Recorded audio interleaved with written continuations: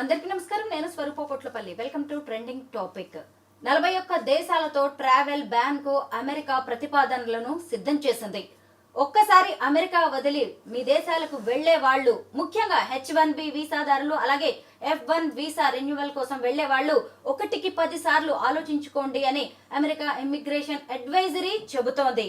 అసలు ఎందుకు అమెరికా ఇలాంటి నిర్ణయాలు తీసుకుంటోంది? అమెరికాతో ప్రపంచ దేశాల సంబంధాలు ఇక మీదట ఎలా ఉండబోతున్నాయి? ప్రస్తుతం నాతో పాటు global Telangana association founder and chairman Vishweshwar Reddy గారు ఉన్నారు. ఆయనతో మాట్లాడి అనేక విషయాలు తెలుసుకుందాం. సార్ నమస్తే. నమస్కారం. ట్రావెల్ బ్యాన్ అనేది ఇప్పుడు పెద్ద న్యూస్ గా మారిపోయింది సార్. ఎందుకు ట్రంప్ ఈ నిర్ణయం తీసుకున్నారు? ఆ లిస్ట్ లో ఉన్న దేశాలు ఏంటి? టిపికల్ ఏంటంటే ఎనీ కంట్రీ ఫోక్స్ ఫారెన్ కంట్రీలో ఇమిగ్రేషన్లో వెళ్ళొచ్చు. ఎంప్లాయ్మెంట్ కానీ, ఎడ్యుకేషన్ కానీ, బిజినెస్ ఉపయోగించవచ్చు. వెళ్ళిన వాళ్ళు ఆ country law of the land abide అయి ఉండాలి. ఒకవేళ in case they cannot follow the rules, then country has every right to deport them. Plus if they see this continuously happening, ఒక కంట్రీ నుంచి వచ్చే జనాలు ఎవ్రీ టైం ఈ country ఇంట్రెస్ట్లో కాకుండా ఫారెన్ పాలసీలో కానివ్వండి, ఆ కంట్రీలో కూడా ఈ అమెరికా కంట్రీ మీద హేట్రేడ్ క్రియేషన్ అయ్యే అటువంటి ఉన్న కంట్రీస్ ఏదైనా ఉంటే, మేబీ టెర్రరిజం రిలేటెడ్ ఉన్నా కూడా, అంటే ఆ కంట్రీలో ఉన్న టెర్రరిజం ఇన్ఫ్లుయెన్షియల్ పాపులేషన్ ఏదైనా ఉంటే కూడా ఆ కంట్రీని అమెరికా ఏం చేస్తుంది? బ్యాన్ చేస్తుంది. హిస్టారికల్గా ట్రంప్ ప్రీవియస్ అడ్మినిస్ట్రేషన్లో, అంటే మొన్న డెమోక్రటిక్ పార్టీ కాకుండా ముందు రిపబ్లికన్ పార్టీ ట్రంప్ ప్రెసిడెంట్గా ఉన్నప్పుడు 7 దేశాలపైన బ్యాన్ చేశారు. చేసినప్పుడు రిపబ్లికన్ ఐడియాలజీ, రిపబ్లికన్ పార్టీలో ఉన్న వాళ్ళు ఏంటంటే కోర్టుకు వెళ్ళారు. కోర్టుకు వెళ్ళి నో ఇది 7 కంట్రీలు మీరు బ్యాన్ చేస్తారు, అది పద్ధతి కాదు, మేము కూడా మాకు కూడా రైట్స్ ఉన్నాయి, అది అంటే law of the land justice వాళ్ళు ఏం చెప్పారంటే, president took a decision on the national security interest మీద పెట్టారు కాబట్టి we are accepting his decision making అని చెప్పేసి ఆ 7 కంట్రీస్ని బ్యాన్ చేశారు. ఇప్పుడు మళ్ళీ సెకండ్ టైం మళ్ళీ అడ్మినిస్ట్రేషన్ వచ్చింది, ట్రంప్ అడ్మినిస్ట్రేషన్. ఇప్పుడు మళ్ళీ they are very serious about sealing the boundaries, sealing the borders, because they don't want to see the illegal people to immigrant in to the country. దానికోసం వాళ్ళు seal చేస్తున్నారు land borders, especially land borders. తర్వాత air borders నుంచి వచ్చేటప్పుడు కూడా clear ఏంటంటే వాళ్ళని CBP officers screen చేసిన తర్వాతనే లోపలికి రానిస్తారు. వయలేషన్ చేస్తే డిపోర్ట్ చేస్తారు. సో అందులో భాగంగానే ముందే అసలు ఈవెన్ మీరు కంట్రీ లోపలికి ఎంటర్ కాకుండా వాళ్ళ మీద డైరెక్ట్ బ్యాన్ చేశారు. సో 11 కంట్రీస్కి ప్రాబబుల్ లిస్ట్, 11 కంట్రీస్కి ఏం చేశారంటే వాళ్ళు రెడ్ జోన్లో పెట్టారు. సో వాళ్ళని ఆ కంట్రీ సిటిజన్స్, ఆ country passport holders, they cannot come in to the country. తర్వాత సెకండ్ది ఆరెంజ్ వాళ్ళకి లిమిటెడ్ రిస్ట్రిక్షన్ అంటే వాళ్ళకి లిమిటెడ్ యాక్సెస్, రిస్ట్రిక్టెడ్ యాక్సెస్ అంటారు. అదొక 10 కంట్రీల పైన పెట్టారు. ఈ countries it may shuffle around or may move in and out of that పూల్లోకి వెళ్ళి బయటకు రావచ్చు. తర్వాత ఎల్లో కంట్రీస్ కూడా ఒక 21 కంట్రీస్ ఉన్నాయి. ఆ కంట్రీస్ కూడా వాళ్ళకి కూడా 60 డే నోటీస్తోని వాళ్ళకి ఇన్ఫర్మేషన్ ఇచ్చే రూపకంగా అదో పెట్టారు. ఇది రియాలిటీ కాలేదు, but it's a probable list.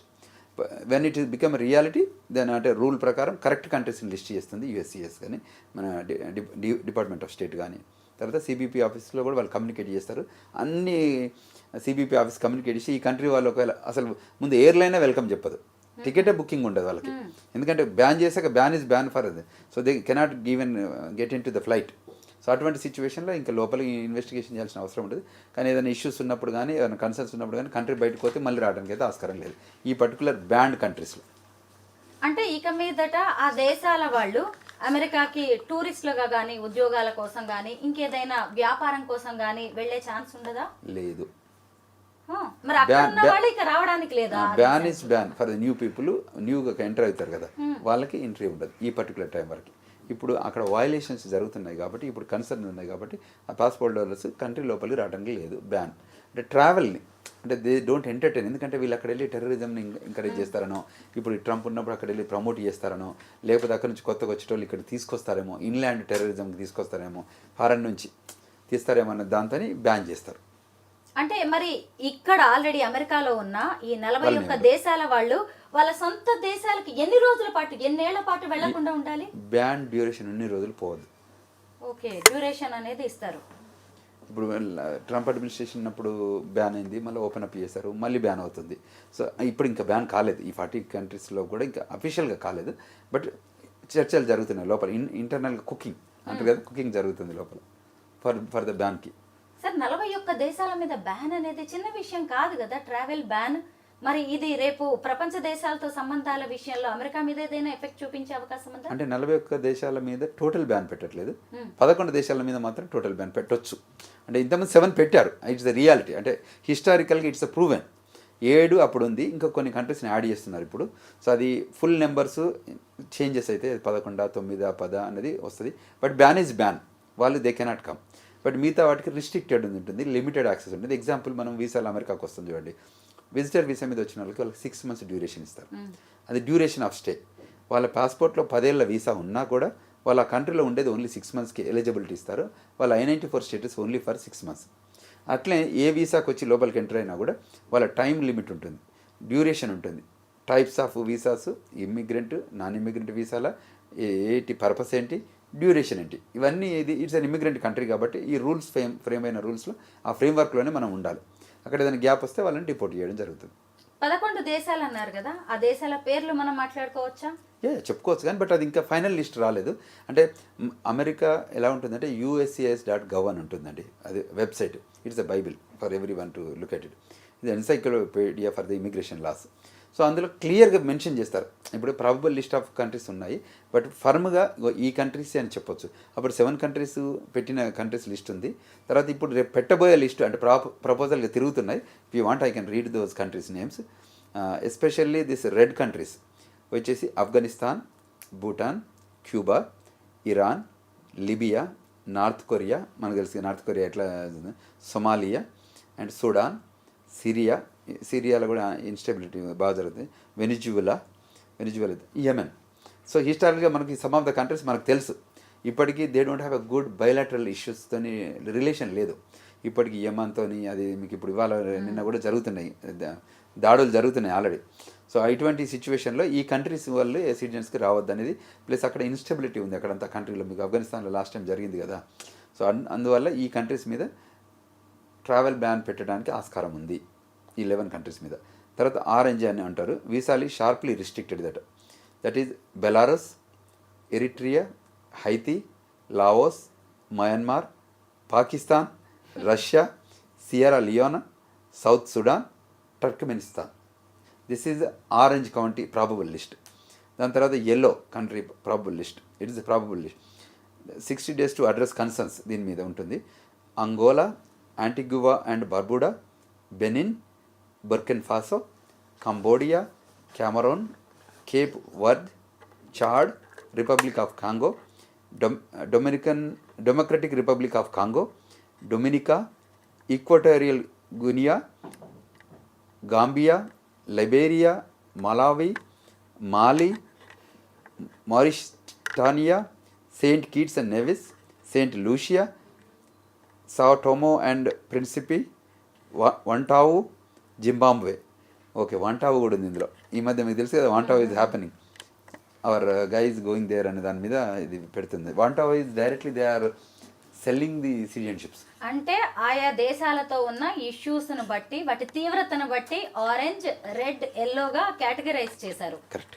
అయితే ఇప్పుడు ఆ దేశ అధ్యక్షులు కావచ్చు, అక్కడి వాళ్ళు ఏమైనా అమెరికా అధ్యక్షుడు డొనాల్డ్ ట్రంప్తో మంతనాలు జరిపి, చర్చలు జరిపి రిలాక్సేషన్ తీసుకునే అవకాశం ఉందా? తప్పకుండా ఉంది. అందుకోసమే these are the probable list.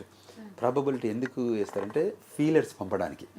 So feelers పంపితే ఏం చేస్తుంది, ఆ కంట్రీ ఎక్స్టర్నల్ అఫైర్స్ ఉంటుంది కదా, ఆ ఎక్స్టర్నల్ అఫైర్స్ మినిస్ట్రీ ఫస్ట్ వాళ్ళ అంబాసిడర్స్ ఉంటారు కదా, American ambassador in that country, American consulate ఉంటే, లేదంటే వాళ్ళు ఏం చేస్తారంటే they will have a middle man. ఇప్పుడు ఈ G8 కానివ్వండి, G5 కానివ్వండి, G20 కానివ్వండి, దట్ ఈస్ అదే వేదిక. అక్కడ చర్చలు జరుపుకొని కన్విన్స్ చేసుకొని, లేదు మా కంట్రీ మేము వయలేట్ చేయట్లేదు అని చెప్పుకోవడానికి ఒక స్పేస్ ఉండాలి కదా. They cannot just make a call to American ప్రెసిడెంట్కి ఫోన్ చేసి మాట్లాడలేరు కదా. సో మధ్యలో మధ్యవర్తిత్వం చేస్తుంటారు, అందుకోసం బయలాటరల్ అంటారు కదా. చేసి కమ్యూనికేషన్ చేసి మేము మీకు లాయల్గానే ఉన్నాము, మీ కంట్రీ రూల్స్ని మేము అప్లై చేస్తామని అంటే దే మే రిమూవ్ ఇట్. మళ్ళీ అవసరం అనుకుంటే అక్కడ వయలేషన్ జరుగుతుందంటే they may add it. So ఈ మధ్య లలిత్ మోడీ అని మీకు IPL ఉన్నారు కదా ఆయన, సో ఆయన బయట తప్పించుకొని వెళ్ళి ఈ కంట్రీ సిటిజన్షిప్ ఇస్తే ఇప్పుడు they sell green cards, they sell citizenship. ఇప్పుడు అమెరికా గోల్డ్ వీసా అనేది సెల్లింగ్ ఏ గ్రీన్ కార్డ్, తెలుసు కదా, టిపికల్ అది. 5 million ప్రాబబుల్గా 5 million ఇస్తే మీకు గోల్డెన్ వీసా ఇస్తాం, గోల్డెన్ గ్రీన్ కార్డ్ ఇస్తాం. అదేవిధంగా కొన్ని కంట్రీస్ ఏం చేస్తాయంటే మీకు డైరెక్ట్ ఒక $250,000 $200,000 ఇన్వెస్ట్ చేస్తే వాళ్ళకి డైరెక్ట్ ఆ కంట్రీ సిటిజన్షిప్ ఇస్తారు. సో దాని మీద you can stay in that country and you can do businesses. ఇప్పుడు especially Vanuatu, so that country is giving $150,000కే డైరెక్ట్ సిటిజన్షిప్ ఇస్తుంది. It's island country. అంటే అమెరికా ఆయా దేశాలను భయపెట్టాలని చూస్తుందా, కొత్త బిజినెస్ కి తెరదీస్తోందంటారా? 100% అమెరికా ఆల్వేస్ ఫైటింగ్ జోన్లోనే ఉంటుంది. మోడ్ ఎప్పటికీ debate, discussion, conclusion, research analysis type ఎప్పుడు ఉంటుంది. American CIA central intelligence agency అనేది ఒక డిపార్ట్మెంట్ ఉంటుంది. అది వరల్డ్లో ప్రతి కంట్రీని ఎవ్రీ మినిట్ ఎక్కడేం జరుగుతుందో దానికి రిపోర్ట్ ఉంటుంది. ఆ ఇన్ఫర్మేషన్ ఎవ్రీ డే ప్రెసిడెంట్కి కమ్యూనికేట్ అవుతుంటుంది. CIA విల్ మేనేజ్ హోల్ వరల్డ్లో ఎక్కడ చీమ చిట్టుకున్నా వీళ్ళకి తెలుస్తుంది. CIAకి ఇమీడియట్గా వాళ్ళు ప్రెసిడెంట్కి రిపోర్ట్ చేస్తారు. సో అంత మెకానిజం సెటప్ చేసి పెట్టుంటుంది. That is the power of CIA. అంటే ప్రపంచ దేశాలతో అమెరికా మైండ్ గేమ్ ఆడుతూ ఉంటుంది. మీరు ఏ లాంగ్వేజ్ మాట్లాడినా ఆడేది గేమే. అర్థమవుతుంది సార్. నిజంగా ఇలాంటి ఫీలర్స్ ఇచ్చి ఏం సాధించాలనుకుంటుంది ఆ దేశాలతో అనేది మనం ఇలా మాట్లాడుతుంటేనే అర్థమైపోతుంది కదా. అమెరికా మైండ్ గేమ్ ఏంటి, ఫ్యూచర్ ప్లాన్ ఏంటి, అమెరికా ఫస్ట్ అనే నినాదంతో ఏం చేయాలనుకుంటోంది. అయితే మన దేశం కూడా ఇతర దేశాలతో ముప్పు ఉంది అన్నప్పుడు మనం ఇలాంటి బ్యాన్స్ విధిస్తూనే ఉంటాం. అమెరికా ఇప్పుడు చేస్తున్నది అదే. కాకపోతే ట్రంప్ ఏ నిర్ణయం తీసుకుంటున్నా అది ఎప్పుడు న్యూస్ అవుతూ ఉంటుంది కాబట్టి మనలాంటి వాళ్ళం ఇలా మాట్లాడుకోవాల్సి వస్తుంది. దాని వెనక ఏముందో తెలుసుకోవాలనే ఒక ఉత్సాహం అయితే కామన్ మ్యాన్ లో కూడా కనిపిస్తోంది sir. Thank you so much sir. Thank you. నమస్కారం.